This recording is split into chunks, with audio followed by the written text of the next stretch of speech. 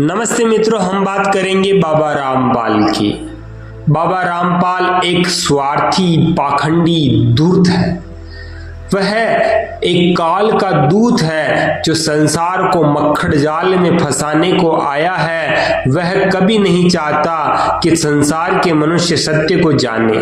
अपना स्वार्थ सिद्ध करने के लिए उसने एक पाखंडी की दुकान खोली और अपने आप को पूर्ण परमात्मा चेलों से घोषित करवा दिया।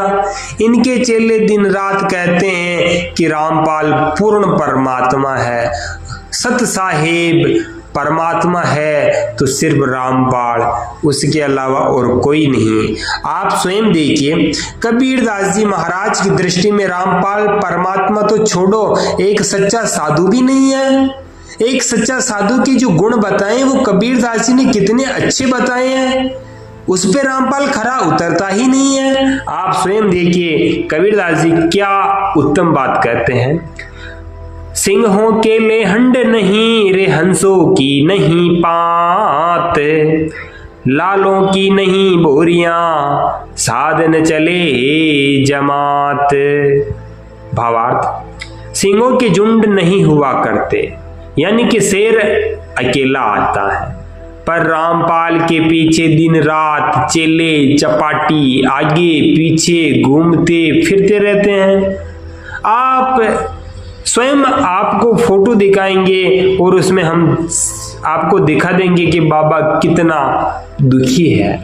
वह अपनी खुद की सुरक्षा नहीं कर सकता है। हंसों की पात उसके साथ दिन रात लगी रहती हैं। लालों की बोरियों की क्या बात करो, आलीशान स्टैंडर्ड बाथरूम बने हैं उसके सतलोक आश्रम में। सतलोक आश्रम में भव्य व्यवस्थाएं हैं और कहते हैं साधुओं को लाल रत्नों की जरूरत नहीं होती है, कबीर जी कहते हैं, पर ये लोग तो भर धन संपत्ति इकट्ठा करते हैं। और आगे देखिए, जमात को साथ लेकर साधु नहीं चला करता। अब आप स्वयं इस चित्र में देखिए, इस चित्र में देखिए कि देखो बाबा रामपाल की क्या स्थिति है।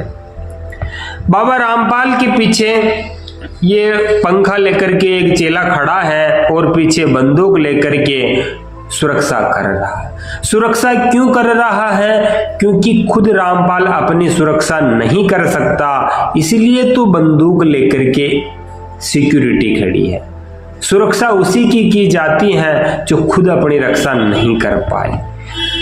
जो लोग कहते हैं कि एक आदमी है, तो यह आप आगे चित्र देखिए, एक राइफल, दो राइफल, पीछे 3 राइफलें नजर आ रही हैं। अब क्या सिद्ध करोगे? क्या बाबा रामपाल अपनी सुरक्षा नहीं कर पाता? तो तुम उसे परमात्मा क्यों मानते हो? वह परमात्मा हो ही नहीं सकता और वह खुद अपनी रक्षा नहीं करता।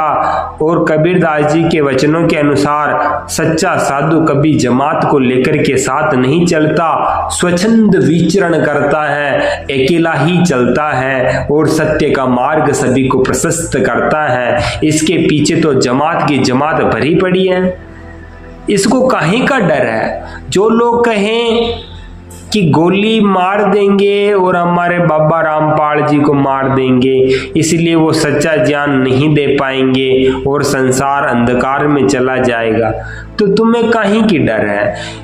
आप ही के चेलों ने एक वीडियो बनाया था, उसमें रामपाल बाबा ने खुद कहा था कि गांव के बीच में भाइयों के जब कोई खेत लड़ाई झगड़ा हो गया, यानी कि XYZ, तो बाबा ने आकर के बंदूक की गोली रोक ली। रामपाल बाबा ने जो AK-47 की जो स्पीड से गोली निकलती है उसको रोक सकता है। तो अब आप सोचो कि कितना जबरदस्त बाबा है। तो अपनी सुरक्षा काहे के लिए है? क्योंकि उसे विश्वास नहीं है कि कोई भी टपक जाएगा, कोई भी आकर के बाबा रामपाल को टपका जाएगा, इसीलिए तो खुद अपनी सुरक्षा करवाने के लिए।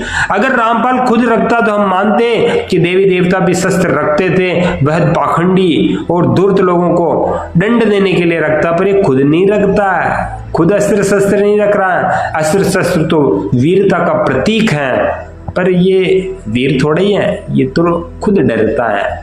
आपका अपना YouTube चैनल है, धन्यवाद जी। इस चित्र में आप देख करके समझ गए होंगे कि बाबा रामपाल खुद अपनी सुरक्षा नहीं कर सकता, और जो कबीरदास जी के वचन है कि जमात साथ लेकर के साधु नहीं चलता, ये तो कबीरदास जी के विरुद्ध काम करता है, विरुद्ध, जमात को साथ लेके चलता है। आपका अपना YouTube चैनल है। धन्यवाद जी।